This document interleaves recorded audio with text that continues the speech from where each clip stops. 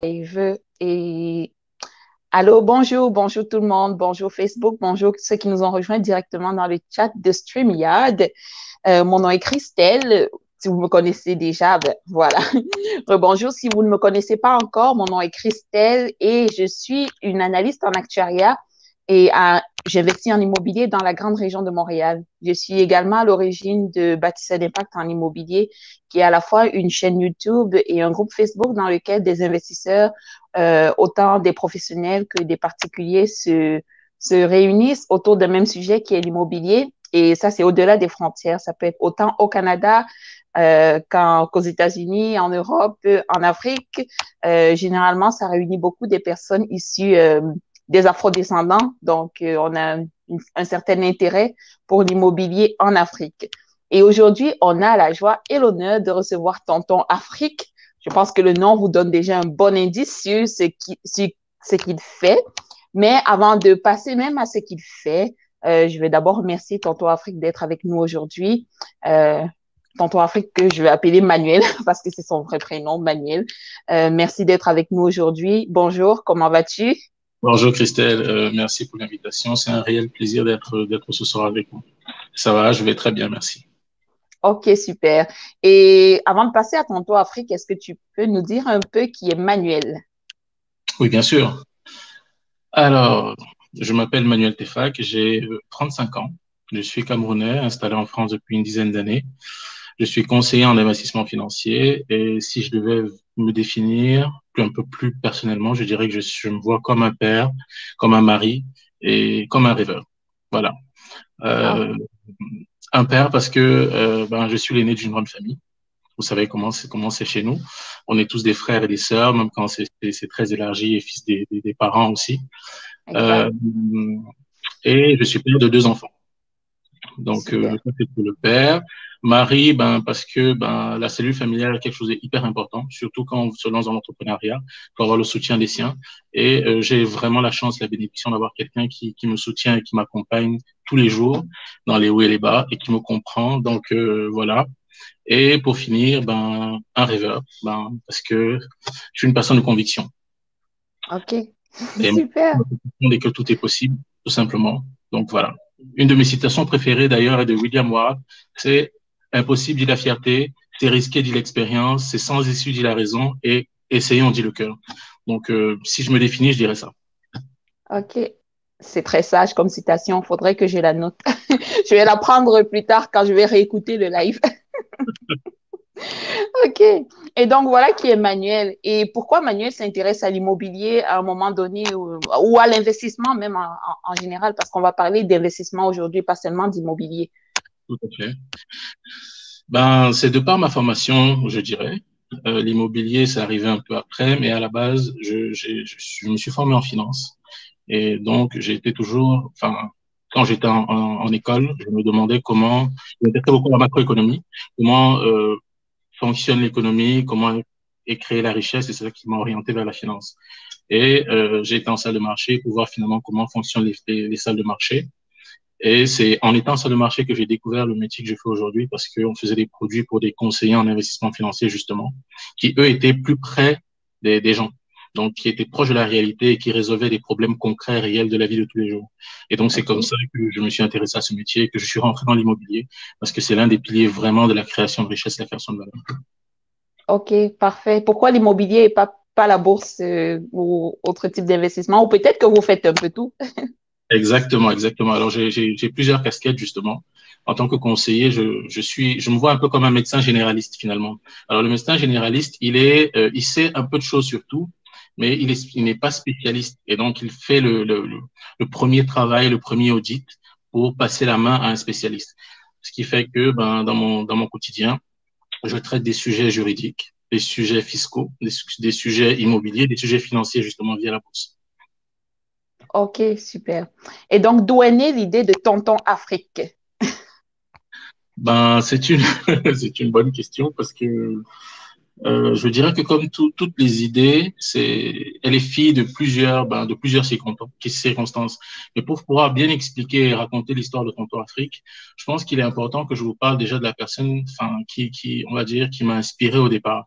Il s'agit d'un de mes oncles. qu'on appelle tonton Afra, et que nous nous surnommions affectueusement tonton Afrique, parce que il était plutôt à l'aise financièrement, il était très généreux du coup, donc il nous dépannait tout le temps là, donc on l'aimait beaucoup. Et C'est intéressant parce que j'ai toujours cru que tonton Afra, c'était vous. ah non non non, c'est un de mes tontons, et du coup une fois il était de passage il y a quelques années, il est à la retraite maintenant, et il était de passage sur Paris, il avait fait le tour du monde avec sa femme, il s'est arrêté pour nous saluer avant de rentrer. Et je lui ai demandé, je lui ai posé la question, tonton, comment tu fais, comment tu as fait pour pouvoir vivre comme ça et pouvoir t'occuper de ta famille et aujourd'hui être indépendant financièrement. Alors la première réponse qu'il m'a donnée était un peu austère parce qu'il m'a dit c'était des années de privation et de travail acharné. Et quand il a vu la tête que j'ai fait à sa réponse, il a souri et il m'a dit mais la clé, en réalité, c'est que je me suis fait conseiller, je me suis fait accompagner. Et au départ, j'ai eu un coup de pouce financier. Donc, c'est de là, en fait, que la graine a été semée. Et via ma formation, je suis arrivé aujourd'hui euh, à, à, à porter ce projet. Alors, je suis pas tout seul, évidemment. Il y a toute une équipe avec moi. Mais c'est comme ça qu'est née l'idée. Et aussi, il y a nos convictions qui ont beaucoup compté. Que nous sommes convaincus que l'Afrique, véritablement, est à l'aube d'un boom économique. Nous n'avons pas de boule de cristal pour déterminer la date exacte, mais on sait que ça vient et c'est le prochain géant économique. Et ça se fera avec ou sans les fils africains. Donc, autant le faire ensemble et donc prendre les devants et commencer à construire notre continent. Voilà. Absolument. On voit de plus en plus d'investisseurs se tourner vers l'Afrique. On sait que c'est le futur Eldorado parce qu'il y a encore énormément de choses à construire. Alors, c'est de savoir est-ce qu'on laisse les autres s'avancer ou nous-mêmes, on prend les devants. Tout à fait, tout à fait. Et donc, le but, c'est aussi, il y a ce petit côté engagement qui veut prendre les choses en main assez vite. OK. Je vais juste saluer encore tous ceux qui se sont joints à nous. Malheureusement, il y a des personnes qui essayent d'entrer directement dans le chat de StreamYard, mais qui ne peuvent pas parce que j'ai un nombre limité d'intervenants. Mais vous pouvez vous joindre à nous à travers le groupe Facebook Bâtisseur d'impact en immobilier. Donc, n'hésitez pas. OK, donc pour revenir, et Tonton Afrique, j'ai parcouru un peu les services que Tonton Afrique offre et ce qui m'a particulièrement marqué, c'est que vous avez une approche globale. Pourquoi cette approche globale-là dans la gestion du patrimoine? J'ai déjà compris l'idée de médecin généraliste, mais en quoi ça consiste votre approche globale? Avant de rentrer dans le concret, j'aimerais vous dire en fait quelle est la philosophie que nous avons derrière. Nous sommes persuadés que le patrimoine, avant d'être une question matérielle, est une question de patronyme. Donc c'est pour ça que notre mission en fait, c'est aider les gens à transmettre un nom, le leur. Et donc transmettre son nom à ses enfants à la suite, c'est quelque chose de fort, de marquant, d'impactant. Et donc, ça s'accompagne finalement, et ça, c'est même culturellement, c'est comme ça qu'on a toujours vu les choses. Nos ancêtres, quand ils partaient, ils laissaient des terres, des champs, des femmes, et tout ça. Et donc, c'était un nom qui était perpétué. Et c'est comme ça que nous voyons le patrimoine. Et du coup, il y a, ça englobe tous les aspects. Que ce soit les aspects immobiliers avec la terre, qui est à la base vraiment de tout, que ce soit les aspects financiers qui permettent finalement d'aller en bourse et de faire fructifier son argent, l'argent qu'on a déjà, que ce soit les aspects juridiques pour pouvoir faire les montages adéquats ou fiscaux pour ne pas trop payer d'impôts, finalement, c'est ça l'approche globale. Et ce n'est pas une réflexion individuelle, c'est une réflexion familiale. Donc, sur tous les aspects, finalement, notre approche est globale. OK, parfait. Et quand on parle donc d'approche globale, vous êtes spécialisé dans quel type de service en particulier? Quel service est-ce que vous offrez? Alors, vu que nous avions une approche globale et que Tonton Afrique est vraiment orienté vers l'Afrique, justement, ça faisait une petite incohérence finalement. On veut toucher global, mais on fait que l'Afrique. Pourtant, nos services s'adressent à la diaspora qui est installée en Europe. Donc, ce qu'on a fait, faut savoir que Tonton Afrique en fait appartient à un groupe qui a une autre succursale dont la vocation est d'accompagner les personnes finalement en Europe. Et donc, Tonton Afrique s'occupe de l'Afrique. Et donc, c'est sur tous ces sujets-là.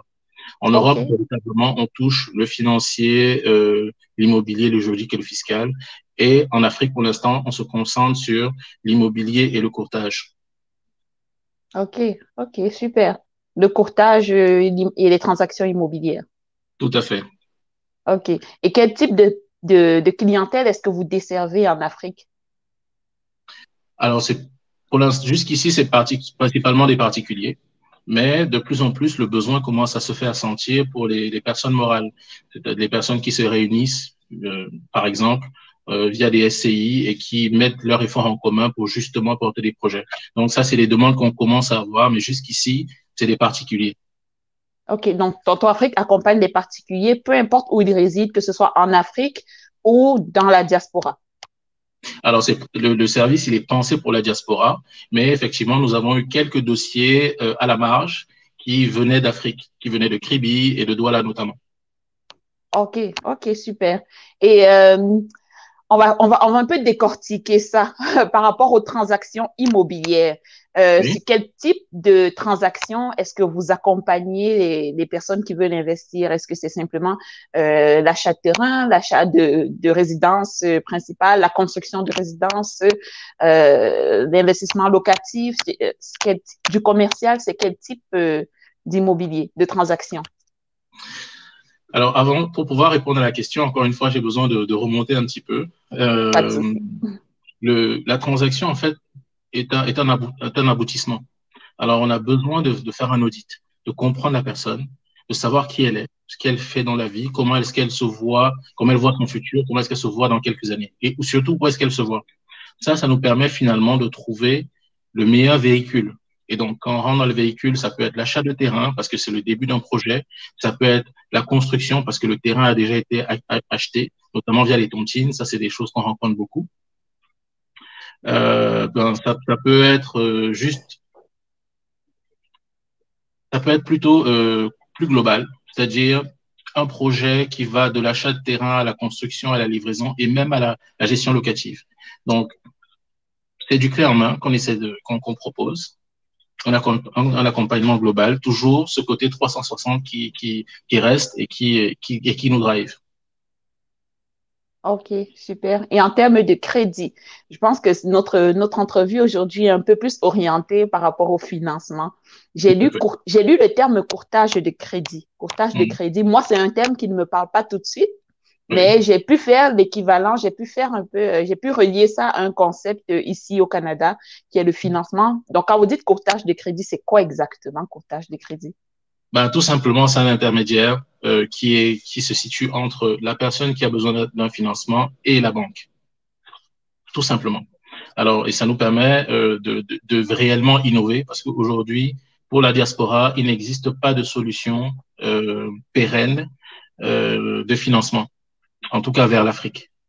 Donc, on a réussi à mettre en place des partenariats pour pouvoir justement rassurer les deux côtés parce que ça a été le gros sujet, le sujet de la confiance, que ce soit du côté des banques qui ont peu de recul et peu de contrôle et donc peu de confiance, ou bien des particuliers qui eux aussi ont des soucis de confiance parce que les investissements sont à distance. Donc, ça a été le cœur de notre travail et de notre développement.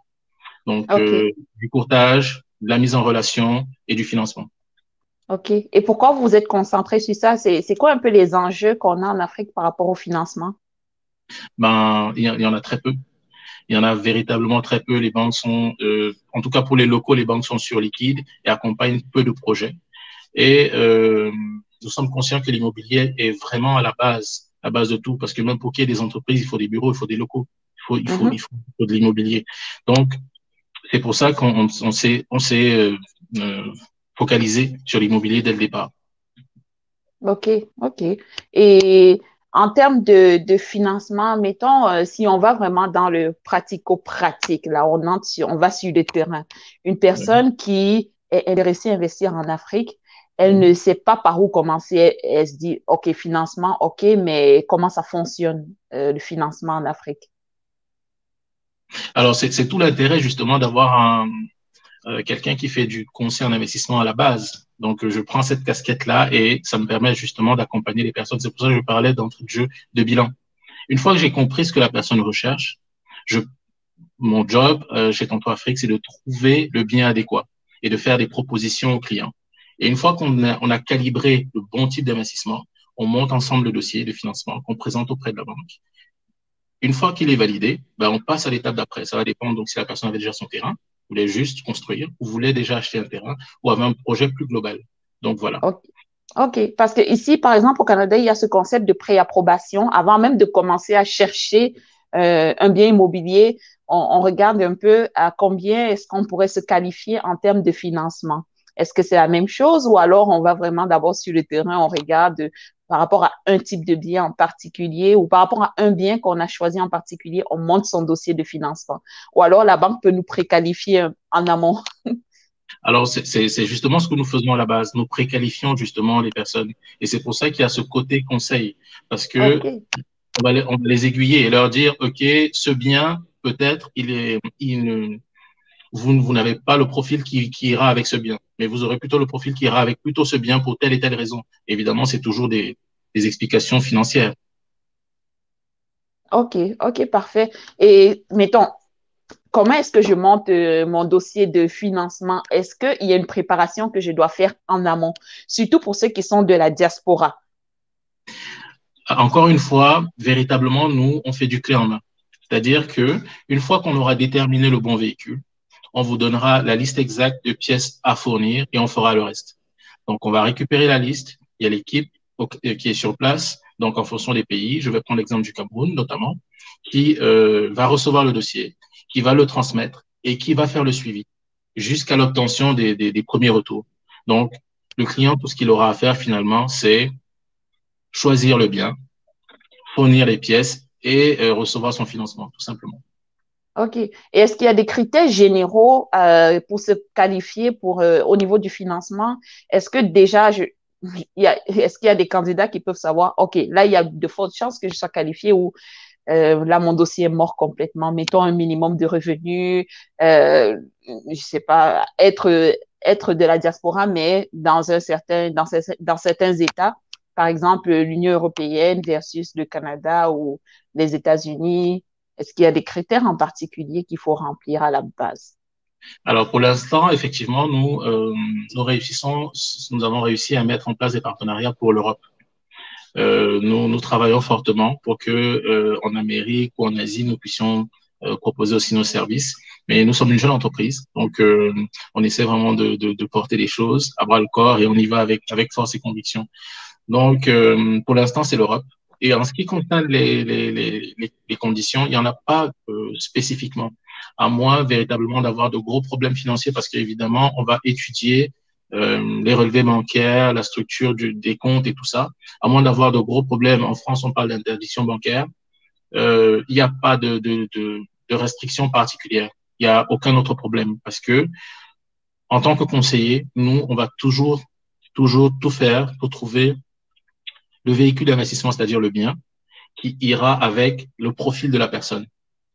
C'est véritablement là, c'est vraiment le cœur de la valeur ajoutée en plus du financement et tout ça. OK, super.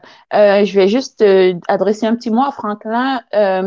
Oui, le live sera rediffusé sur la chaîne YouTube de Bâtisseur d'Impact en immobilier. Donc, ne vous inquiétez pas, vous allez pouvoir le partager. Ça sera également sur la page Facebook. Et si vous avez besoin d'accéder au live en direct à partir de Facebook, juste faire une demande d'adhésion dans le groupe et je vais vous approuver en même temps qu'on fait l'entrevue. Et si vous avez des questions, n'hésitez pas à les poser. Donc, profitez-en. On n'a pas toujours la chance d'avoir un spécialiste en financement, surtout dans le marché parfois très opaque de l'Afrique, où tout n'est pas clair, on n'a pas facilement accès à l'information. Effectivement, l'information, c'est le cœur de tout. OK, parfait. Donc, ici, juste un moment. Ali, bonjour. Bonjour à Pat, bonjour à Muriel et merci de nous avoir rejoints. Donc, en termes de financement, est-ce que vous avez remarqué des particularités financement quand on parle d'investissement en Afrique versus en Europe? Alors, au Des niveau du financement, différences. des différences, pas énormément, parce que le système bancaire, en réalité, il est assez bien encadré et structuré plus ou moins de la même façon. Donc, les partenaires bancaires ont les mêmes exigences, pratiquement. Donc, il n'y a pas une véritable différence au niveau du financement pur. Moi, je dirais plutôt qu'il y a une différence au niveau de la structure du marché de l'immobilier, qui n'est pas du tout, qui n'est pas du tout la même. Évidemment, en Afrique, comme vous avez si bien dit tout à l'heure, il y a tellement de choses à faire et tellement d'opportunités. Donc voilà, au niveau du financement lui-même, il n'y a pas une grosse différence, c'est plus ou moins le même type de dossier, les relevés bancaires, les pièces d'identité, le justificatif de domicile, est-ce qu'on travaille ou pas, ce genre de choses. Et même si on travaille pas, est-ce qu'on est indépendant, si on est indépendant, combien de bilans on a déjà, en tout cas, c'est des années d'exercice, est-ce qu'on se verse des salaires ou pas, est-ce qu'on a une épargne de côté ou pas, est-ce qu'on a déjà fait de l'investissement immobilier, est-ce qu'on veut faire de la résidence principale ou bien plutôt du locatif, si c'est du locatif, et qu'on a déjà des crédits. Donc là, on peut creuser un petit peu plus, essayer de voir si finalement les loyers vont permettre de supporter les mensualités, est-ce que l'effort d'épargne derrière sera suffisant. Enfin bref, il y a toutes ces questions qui sont posées et c'est véritablement ça que nous faisons Hmm. pour pouvoir nous assurer d'avoir un financement derrière. OK, OK, super. Et en général, le financement pour une personne qui est salariée, est-ce que ça sera beaucoup plus facile qu'un entrepreneur ou pas du tout? De prime abord, effectivement, oui. Parce que ça rassure le partenaire de savoir qu'il est en CDI, surtout que, en tout cas en Europe, le CDI a un statut particulier. Euh, il est assez protégé du coup. Mais au niveau de l'entrepreneur, ça va dépendre de s'il a de l'épargne ou pas. Est-ce qu'il se verse régulièrement un salaire et à combien valoriser son entreprise? Parce qu'un entrepreneur qui a eu une belle carrière, qui porte une belle PME depuis plusieurs années, ben, lui, il n'a aucun problème de financement. Hmm, OK, OK. Et en termes de mise de fonds, je sais qu'ici, pour acheter un bien immobilier, ça prend minimum 5%. Avant, on était capable d'acheter sans mise de fonds, ça fait quand même quelques années, mais maintenant, minimum 5%. Et qu'on parle de investissement locatif, donc une propriété où on n'habite pas, en général, c'est 20% de mise de fonds, dépendamment du type de bien. À quoi est-ce qu'il faut s'attendre en termes de mise de fonds, en termes de apport à mettre sur la table lorsqu'on veut acquérir un bien, si on a un financement, si on obtient un financement de la banque? Tout à fait. Alors, comme je disais, c'est plus ou moins les mêmes critères. Ça va simplement dépendre de l'âge de la personne. Tout Ah, là, simplement. je entre en compte beaucoup. Tout à fait. Alors, typiquement, pour les moins de 35 ans, il y a des taux qui sont hyper intéressants actuellement avec les partenaires. On parle de 3,75%. En Afrique, parce que les banques sont à 12, 15. C'est juste du pain béni, j'ai envie de dire. Donc, et à ce niveau-là, l'apport, il est de 20%. OK. Ouais, un super Moins de taux. 35 ans, c'est 20% d'apport. C'est ça. OK. Peu importe qu'on habite ou pas le bien. Alors, vu que c'est orienté diaspora, en général, la personne elle est à l'extérieur. Si c'est pour venir rentrer s'installer au pays, ça veut dire qu'elle change de statut. Elle sera peut-être plus salariée ou alors son entreprise l'installe là-bas. Là, c'est encore autre chose. Vraiment, c'est au cas par cas et ça va vraiment dépendre de la situation de la personne. Bon, supposons que ce soit quelqu'un qui rentre via son entreprise, donc qui conserve son contrat, continue de travailler et qui veut investir dans un immeuble avec un appartement qui sera sa résidence principale. Là, véritablement, la structure change totalement parce que la stabilité est toujours là. Donc, on pourra négocier un petit peu au niveau de l'apport. On peut OK. penser à 10%, mais de toute façon, il y aura un apport. Pour l'instant, aujourd'hui, malheureusement, euh, le contexte fait que les conditions de négociation sont un peu difficiles. OK. Je sais qu'en France aussi, j'ai parlé du Canada, mais en France, on a pu voir avant le COVID, notamment des biens qui pouvaient être financés à 100%, 110%. Tout à fait, effectivement. Des biens qui étaient totalement financés, 110%, avec un taux d'endettement qui dépassait même les 33, les 35. On allait jusqu'à 50% en fonction de la situation de chaque personne. Donc, Wow. les OK. choses sont possibles. OK. OK. J'ai Ali qui pose une question. Il dit, bien souvent, on aime bien voir concrètement dans quoi on investit, surtout dans l'immobilier. Comment assurer l'investisseur que le bien qu'il aimerait conquérir est en bon état vu qu'il est à l'étranger? y a-t-il des photos ou vidéos ou un programme de voyage à rabais pour aller visiter le terrain? L'idée du programme Arabelle, j'y avais pas pensé jusqu'ici. Merci Ali. C'est dans la question, il y a toujours, c'est comme ça qu'on s'améliore avec les demandes des clients. Mais ce qu'on fait, c'est on prend des photos. Mais plus que les photos, on prend les titres fonciers, on les vérifie.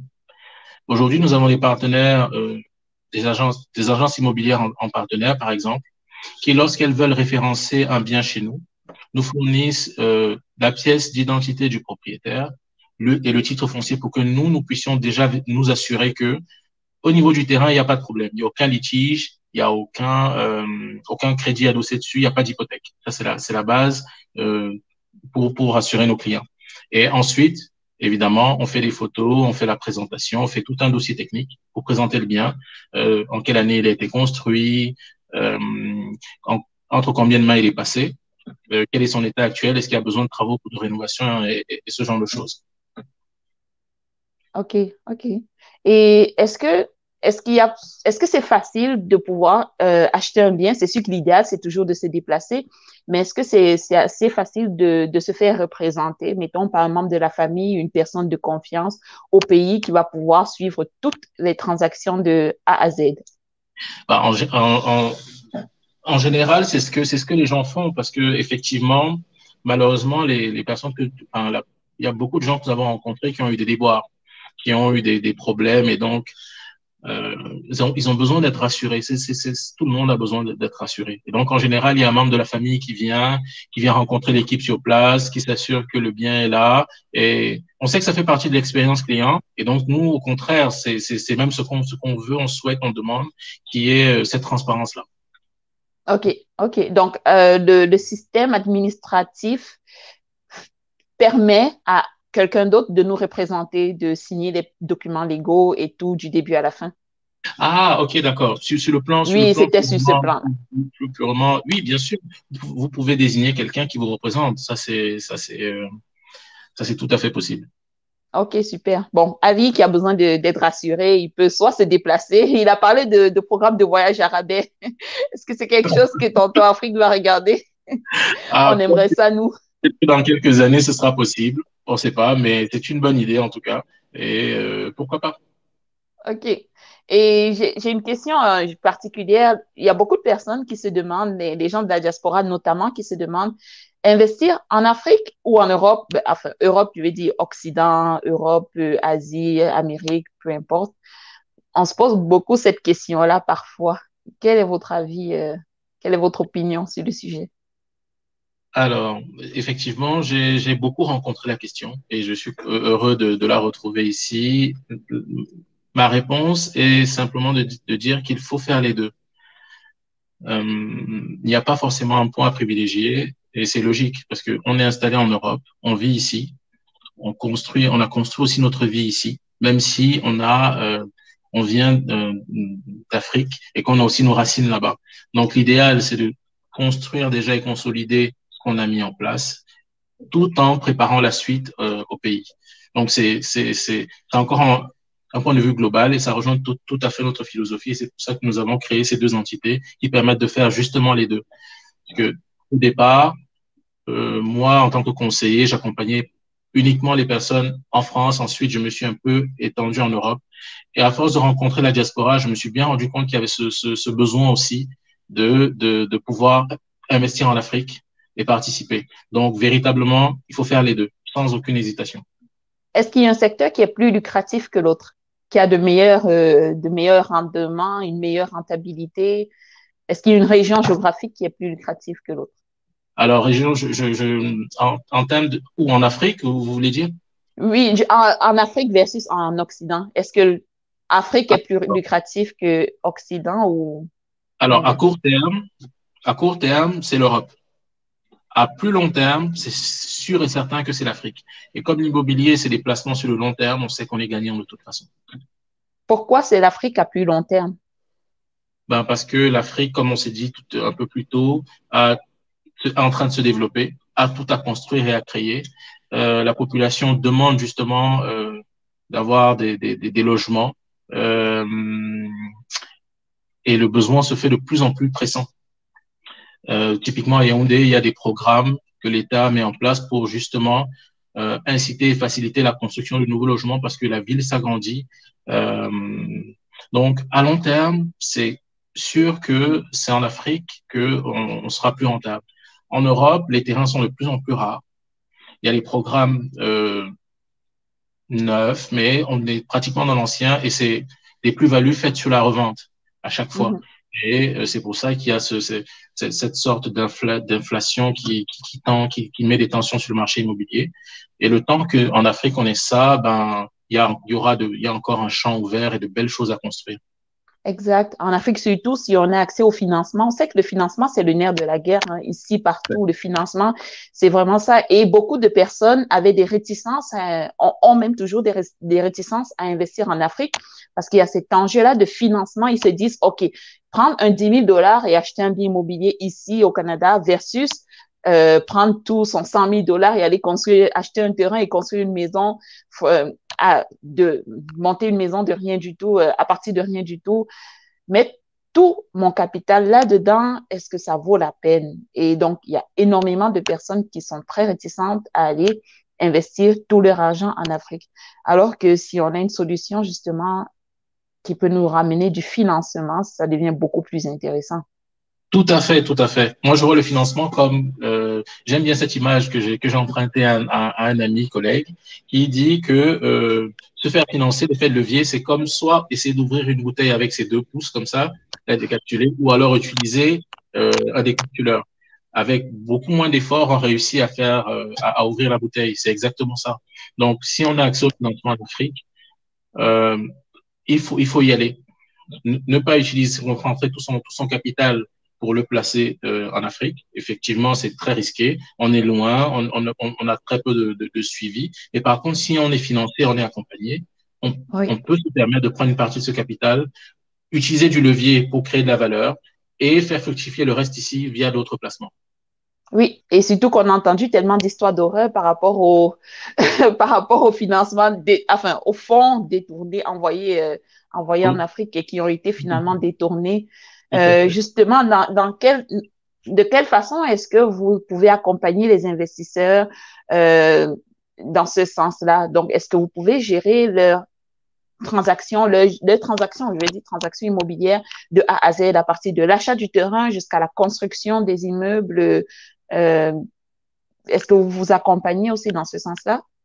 Tout à fait. Alors, ce qu'on a fait pour régler le problème de l'argent, parce que effectivement, transférer les fonds à chaque fois, il peut avoir des risques toujours. Pour régler le problème de l'argent, ce qu'on a fait, c'est avec les partenaires, on s'est dit, on met en place un système qui fait qu'il n'y ait pas de transaction. Il n'y a pas d'argent qui passe entre les mains de qui que ce soit. Une fois que le prêt est accordé et que le projet est validé, si c'est pour l'achat d'un terrain, c'est le vendeur qui reçoit les fonds directement. Si c'est pour la construction d'un parc ou d'un immeuble et tout ça, on sélectionne l'architecte qui fait les plans, on valide avec le client. Ensuite, on sélectionne l'entreprise qui va construire et livrer le bien. Et s'il y a besoin de gestion locative, on s'en occupe aussi. Du coup, la banque libère les fonds au fur et à mesure aux différents intervenants. Et OK. là, au moins, on est certain que le projet sort de terre et qu'il n'y a aucun problème. OK. Donc, c'est comme des déboursés progressifs. Les intervenants fournissent des preuves de l'avancement des travaux, c'est ça? C'est ça. Et là, actuellement, nous sommes en discussion avec une entreprise dont la principale activité, c'est le suivi justement des travaux. Parce qu'effectivement, comme je disais tantôt, nous sommes des généralistes, mais pas des spécialistes de tout. Donc, pour s'assurer, par exemple, que les travaux sont bien faits, il faut bien un Mhm. regard externe. Et donc, cette entreprise-là va nous accompagner sur ce point-là. Oh, OK. Super intéressant. OK. Et donc, la personne qui fait des travaux à distance, quel est est-ce que vous avez une plateforme où vous communiquez, vous échangez photos, informations, peu importe. Alors, tout ça en cours de développement, mais ce qu'on fait pour l'instant, je parle de la plateforme notamment, mais ce qu'on fait pour Mhm. l'instant, c'est des échanges progressifs et réguliers. Mais à terme, ce qu'on est en train de mettre en place, c'est une plateforme avec un espace pour chaque personne. C'est-à-dire que si on est en échange avec avec vous, par exemple. Vous avez votre espace, vous vous connectez dessus, sur le site de Tonton Afrique, et vous avez vos différents dossiers. Vous savez où est-ce que vous en êtes et vous avez tous les documents et toutes les informations à disposition. OK, super. Et vous, en termes de, vous comme structure, c'est quoi les principaux défis que vous rencontrez au quotidien sur le terrain en Afrique? Et par rapport aux investisseurs que vous accompagnez également, à part le financement, bien entendu. Je dirais que c'est la confiance. La confiance parce que c'est nouveau. Le financement pour la diaspora, euh, ça ne se fait pas. Donc les gens se disent est-ce que c'est vrai, est-ce que c'est possible? Ah mon Dieu, si c'était vrai, ce serait tellement bien, mais est-ce que c'est vrai? Donc il y a ce côté-là. Je dirais que c'est principalement la confiance, principalement. Parce que typiquement pour quelqu'un par exemple qui vend son terrain en Afrique, en général les transactions se font avec du cash. Alors, Oui, signer une promesse de vente et faire toutes les démarches en lui disant que c'est la banque qui va le régler, lui aussi, de son côté, ce n'est pas dans les habitudes. Et donc, il est un peu réticent. Donc, le véritable ennemi qu'on a eu et sur lequel on continue de travailler, c'est la confiance. La confiance, la confiance. On sait que ça va prendre du temps, mais à force de montrer qu'on sait faire, nous oui. sommes convaincus que la confiance va s'installer. OK. Le vendeur a une réticence, mais à la fin, il finit par comprendre quand même d'où va provenir son argent, que ce n'est pas l'acheteur qui va venir avec une mallette d'argent lui remettre Tout à fait, comme dans le temps. c'est ça. OK. OK, super. Donc, dans le chat, n'hésitez pas à poser vos questions. Allez-y, profitez-en. Et par rapport à votre structure de frais, on s'entend que faire affaire avec Tonton Afrique, c'est bien beau. Ils peuvent nous dénicher un beau financement, mais tout ce travail nécessite une rémunération derrière. Donc, pour ceux qui vont se demander combien est-ce que je dois vous payer ou comment je dois vous payer, combien prévoir pour les frais, pour tout cet accompagnement-là, comment est-ce que vous fonctionnez? Alors, pour répondre à la question, il faut déjà que j'explique comment est le cadre réglementaire au niveau de la rémunération. Pour pouvoir faire cette activité de courtage et de conseil, nous avons besoin de deux accréditations spécifiques. C'est-à-dire l'autorité des marchés financiers en Europe contrôle l'activité financière et du coup, c'est elle qui octroie euh, le droit des entreprises de faire typiquement ce que nous faisons. Et donc, Est-ce nous que ça, avons c'est parce que vous êtes basé, désolé de vous interrompre, est-ce que c'est parce que vous êtes basé en Europe, le siège social est en Europe, ou, ou parce que ça fait partie d'un conglomérat, d'un groupe qui a d'autres activités en Europe? Non, c'est parce que nous sommes en Europe. C'est la OK. réglementation, c'est la loi qui est comme ça. Et donc, pour pouvoir faire cette activité-là, il y a des accréditations à avoir. Donc, nous avons deux casquettes, celle de conseiller en investissement financier et celle de courtier. Et du coup, en tant que conseiller en investissement, justement, il y a deux façons de se rémunérer. Soit en étant totalement indépendant, c'est-à-dire c'est le client qui supporte toutes les charges et tous les frais. Et dans ce cas-là, il n'y a pas de rétrocession possible avec les partenaires. Ou alors, pour alléger la facture du client, parce qu'effectivement, c'est un accompagnement sur mesure avec toute une stratégie et tout un plan pour alléger la facture du client. Ce que nous, on a opté de faire, c'est d'avoir une rémunération, d'être mixte. Une partie indépendante et une partie non indépendante qui nous permet de travailler avec les partenaires, ceux qui ont les produits, justement, pour avoir une rétrocession. Donc, nous sommes rémunérés de deux façons. OK. J'arrive et je réponds à la question. Premièrement, le client, il y a des frais. Et donc, on a réduit les frais au minimum à 1 000 euros. Et dans un second temps, nous avons une rétrocession faite par les partenaires, justement, une fois que le financement est fait, que la vente est mise en place, que tout a été fait. Nous avons une rétrocession et c'est comme ça que nous rémunérons. OK. Et les 1 000 euros, est-ce que ce sont des frais pour l'ouverture du dossier ou c'est vraiment tous les frais qui englobent la transaction? Parce que, mettons, l'achat d'un terrain versus la construction d'un immeuble qui va nécessiter beaucoup plus d'implications de votre part, ça ne va pas prendre les mêmes frais. C'est justement pour justement alléger la facture du client que nous avons opté aussi pour la rétrocession. Je vous explique. Le client, lui, tout ce qu'il a à supporter, c'est 1 000 euros. C'est tout. Ah oui, OK, Et du coup, nous, avec le partenaire bancaire, quand le crédit est accordé, nous, on a une rétrocession de la banque. Ensuite, OK, quand si c'est un bien à acheter ou à rénover, quand le partenaire qui fait les travaux est rémunéré, nous, on a une rétrocession parce que nous sommes avec lui, nous avons un autre rapport, un rapport d'apporteur d'affaires, et ainsi de suite. Dans chaque maillon de la chaîne, on négocie comme ça OK. pour que ce soit des rapports gagnant-gagnant, pour qu'au Pour final, tout. OK. l'investisseur n'ait pas à supporter tout ça, parce que sinon, on aura à facturer toutes nos charges à l'investisseur au départ. OK. Super. C'est un modèle d'affaires intéressant. Merci. OK. Et donc, on a parlé d'Europe. Où sont basés vos bureaux et comment faire pour vous contacter? Alors, principalement, aujourd'hui, avec le Covid, c'est Internet, le téléphone, le digital, comme on est en ligne, là, ça se passe très, très bien. Vous allez sur le site Internet, sur les réseaux sociaux, Tonton Afrique, Instagram, nous avons un numéro de téléphone. Euh, donc, on est joignable, en France, en tout cas. Et au Cameroun, nous avons la chance d'avoir un partenaire juridique qui est installé à Lonca, OK. qui a bien voulu nous accueillir. Et donc là-bas aussi, on peut recevoir les gens. Et nous avons le responsable sur place, Hervé, qui est un expert des affaires foncières et donc qui reçoit et échange avec les différents partenaires OK. Ça, c'est à Yaoundé. Oui. de Yaoundé. OK. Et sur un plan, selon votre expérience, c'est quoi les choses pour quelqu'un qui n'a jamais investi en immobilier en Afrique? Quelles sont les choses auxquelles il doit faire attention ou quelles sont les erreurs à ne pas commettre? Alors, je dirais que les points d'attention, moi, je les mettrais surtout sur euh, la réglementation. C'est le point hyper important, c'est-à-dire que typiquement, aller s'assurer que ne pas acheter un terrain qui n'a pas encore de titre foncier.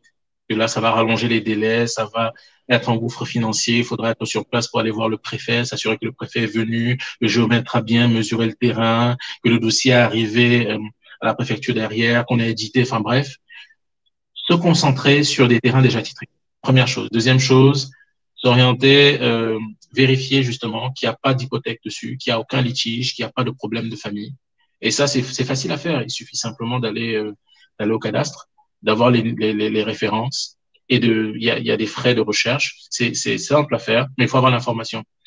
C'est les points principaux. Alors évidemment, ça c'est sur le plan réglementaire. Maintenant sur le plan rentabilité, c'est bien choisir la zone, s'assurer qu'elle est suffisamment peuplée, qu'il y a des commodités à côté. Si c'est un placement, est-ce que bien cibler, bien choisir sa cible. Est-ce que c'est plus des familles et dans ce cas on évite certains quartiers qu'on veut loger. Est-ce que c'est plutôt des étudiants et donc dans ce cas on choisit plutôt d'autres quartiers, ce genre de choses.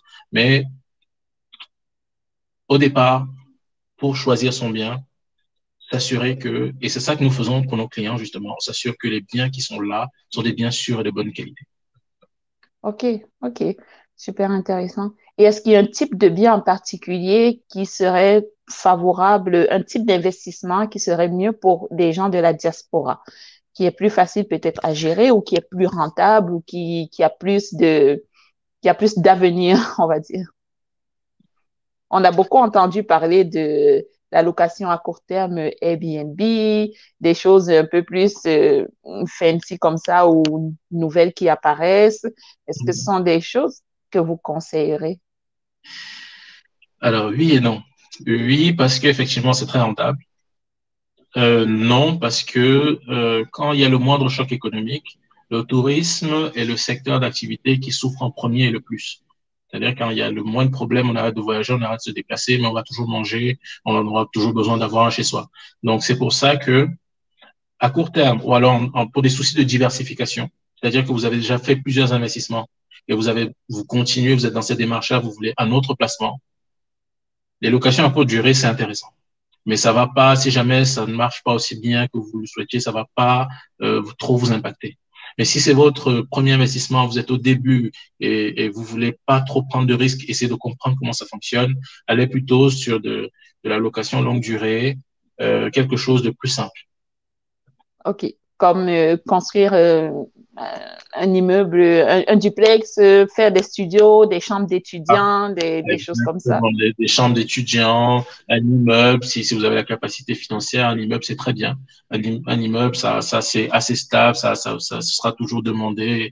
Et surtout si vous mettez en plus ce que le marché demande, c'est-à-dire la sécurité autour et des petits services à côté. OK. Il y a un point justement lorsqu'on parlait de transactions immobilières que j'ai un peu oublié d'aborder, mais vous avez dit que vous offrez aussi des services de gestion immobilière. Et est-ce que vous pouvez gérer des biens immobiliers pour des clients qui ne sont pas sur le terrain? Alors, quand c'est pour jusqu'ici, nous l'avons fait, mais vraiment de façon marginale, j'ai envie de dire. Actuellement, nous avons un projet phare qui est de faire du neuf. Alors, je ne vais pas trop rentrer dans les détails parce que nous travaillons encore dessus, Pas de de souci. faire un grand projet de neuf. Et là, ce sera accompagné justement de la gestion locative. Par contre, dans l'ancien, c'est un peu plus compliqué parce que vous comprenez que dans une ville, dans un quartier, il y aura un bien, dans un autre quartier, il y aura un autre bien, ainsi de suite, c'est disparate.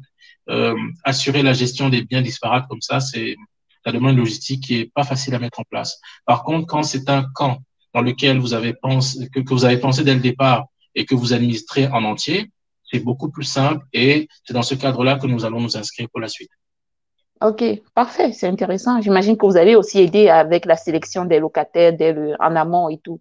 Tout à fait, tout à fait. Tout ce qui rentre vraiment dans le cadre de la gestion locative. OK, mais si j'ai un immeuble que j'aimerais faire construire, mettons, à Yaoundé et qui va peut-être abriter, je sais pas, 4 locataires, peut-être une vingtaine de locataires, rêvons un peu, et que j'ai besoin de vous pour la construction et l'assistance par la suite. Mais je sais très bien que je suis pas sur le terrain pour l'instant pour gérer ces locataires-là que je vais mettre dedans. Est-ce que vous pouvez faire ça? Ça peut faire partie des services que vous offrez? Tout à fait, tout à fait. C'est du clé en main et on a à cœur vraiment de satisfaire toutes les personnes avec qui on travaille. Donc, oui. Donc, vous vous adaptez quand même aux besoins du client. C'est pas, ce n'est pas rigide. Non, pas du tout. OK, super. Est-ce que vous aviez d'autres points que vous aimeriez soulever? Si dans le chat, vous avez des questions, allez-y, n'hésitez pas, profitez-en. Non, pour ma part, je pense on a bien tout couvert. C'était un échange vraiment très agréable et je remercie vraiment pour l'invitation. Oh, ça fait plaisir. Mais si ça en dépendait que de moi, on passerait toute la journée. J'ai toujours plein de questions. Mais je sais aussi qu'on a un temps limité et je veux aussi permettre aux personnes qui n'ont pas été là de pouvoir suivre facilement l'entrevue en différé. Mm. Et j'ai une question aussi qui a failli me passer comme ça. Les taux d'intérêt. Vous avez parlé des taux d'intérêt de 3,75 à peu près pour les moins de 35 ans. Est-ce que il y a une flexibilité, une ouverture au niveau des institutions financières pour négocier les taux d'intérêt, pour négocier aussi la durée de son prêt, flexibilité en termes de remboursement. Est-ce qu'on est rendu là ou alors c'est la banque qui dicte ses règles et on prend ce qu'elle nous donne? Pour l'instant, malheureusement, la conjoncture fait que la marge de négociation n'est pas très grande, elle est très faible. Évidemment, on pourra négocier sur les mensualités, sur le report de début, le report de crédit, des Le report de mensualités, paiement? le report de paiement, OK. la durée du prêt. Mais au niveau des taux, malheureusement, vu que en fait c'est la concurrence qui donne une marge de négociation euh, aux clients, aux particuliers. Et plus l'offre va être sur le marché, plus on pourra négocier. Et comme pour l'instant, l'offre, elle est très faible, la banque est vraiment impose, dicte ses lois, quoi, tout simplement. Ah bon, OK. Fait que c'est ça pour l'instant, mais je suis sûre que Tonton Afrique va travailler pour donner un peu plus de flexibilité à ses clients. Bien sûr, c'est l'objectif. Nous avons à cœur les intérêts de nos clients et en tant que courtier, nous les représentons. Donc, l'idée, c'est de pouvoir justement, avec le temps, leur proposer les meilleures conditions possibles. OK, merci. J'ai Annabelle qui demande, est-ce qu'il y a des prérequis pour être éligible au service de Tonton Afrique? Ah non, pas du tout. Bah, il suffit de prendre rendez-vous, tout simplement, d'envoyer un mail, de rentrer en contact avec nous et puis on pourra faire connaissance et commencer à travailler sur votre situation et voir ce que vous voulez faire ou est-ce que vous voyez dans quelques années. OK, super. Ben, voilà. Donc, si vous avez d'autres questions, n'hésitez pas. On a encore quelques petites secondes avant de finir le chat. Moi, je tiens vraiment à vous remercier. J'ai entendu parler de Tonton Afrique au tout début. Si vous vous souvenez bien, je vous avais contacté avant même de lancer la chaîne YouTube, quand j'ai créé encore, j'étais encore au, au balbutiement de bâtisseur d'impact en immobilier. Et j'avais beaucoup apprécié ce que Tonton Afrique offrait comme service, comme accompagnement. C'est là que j'ai découvert en fait les acteurs de ce domaine en Afrique. Et je trouvais ça super intéressant qu'on puisse se faire accompagner et que on n'est pas des professionnels et qu'on n'ait pas besoin tout le temps d'aller demander l'avis de son oncle, le beau-frère, des personnes qui ont investi oui, et qui ont investi, mais tu ne sais pas vraiment s'ils ont fait de bons investissements, s'ils s'en sortent avec ça. Donc, avoir des professionnels sur le terrain qui peuvent accompagner, c'est sûr que ça n'empêche pas d'aller toujours prendre l'avis, les conseils des aînés qui sont un peu plus avancés là-dedans. Mais c'est plus rassurant, je trouve ça, c'est rassurant d'avoir des professionnels vers qui on peut se tourner et qui vont nous accompagner. Et ici, il y a Ed qui demandait dans le groupe, autre l'immobilier, offrez-vous des opportunités d'investissement dans d'autres secteurs? Alors, en Afrique ou en Europe? Alors, je vais essayer de répondre, de répondre aux deux. En Afrique, via Tonton Afrique, pour l'instant, c'est l'immobilier. C'est vraiment le cœur de notre activité et c'est ce que nous faisons. En Europe, c'est un peu différent. Parce que comme je vous ai dit plus tôt, il y a la structure TEA Afrique qui justement accompagne toutes les personnes dans les investissements en Europe. Et donc, via ce canal-là, il y a d'autres opportunités autres que l'immobilier, notamment financières, qui sont possibles. OK. La structure, c'est quoi le nom? TEA Finance. TDA Finance. Donc, TEA Finance. OK. Vous allez nous écrire ça dans le chat après. Exactement. OK, super. OK. Donc, vous ne faites pas que de l'immobilier en Europe. Vous accompagnez aussi, vous offrez d'autres services. Tout à fait, tout à fait. De la gestion de portefeuille notamment, des placements boursiers, de l'optimisation fiscale un petit peu, pas beaucoup, parce qu'on pense que le but quand même, c'est créer de la richesse et pas essayer de faire des économies. Parce que plus on paye d'impôts, c'est contre-intuitif, mais plus on paye d'impôts, plus on s'enrichit, en fait. On se rend pas compte. On se dit qu'on paye beaucoup d'impôts, mais en fait, ça signifie simplement qu'on est en train de s'enrichir et c'est ça le but du jeu. Exact, exact. Et est-ce qu'en Europe, vous accompagnez également pour des transactions en immobilier? Oui, bien sûr, bien sûr. OK, OK, ça fait partie d'un tout. Mm. OK, très bien. Donc, je vais remercier tous ceux qui étaient là avec nous, Kirikou, Boris, Ed, merci beaucoup d'avoir participé à ce live. Merci à tous ceux qui nous ont rejoints aussi dans le groupe Facebook et merci à ceux qui vont nous regarder en différé.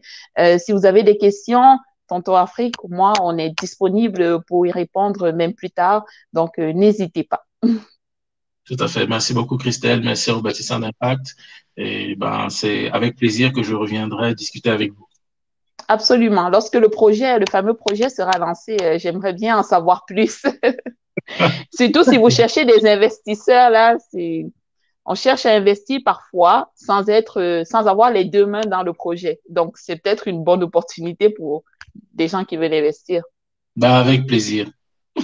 OK, parfait. Donc, merci encore, Tonton Afrique. Vraiment, merci d'avoir pris le temps. Je sais que vous étiez aussi en lancement d'un projet. Je ne sais pas si c'est celui-ci ou si c'est celui dont on a parlé ou si c'est un autre. Mais merci vraiment d'avoir pris le temps. Ben, je vous en prie, merci à vous. C'était très agréable, comme j'ai dit tantôt. Et puis, ben, je reste disponible. Parfait. Passez une bonne journée à tout le monde et prenez soin de vous. À la prochaine. Prochaine. Au revoir. Bye.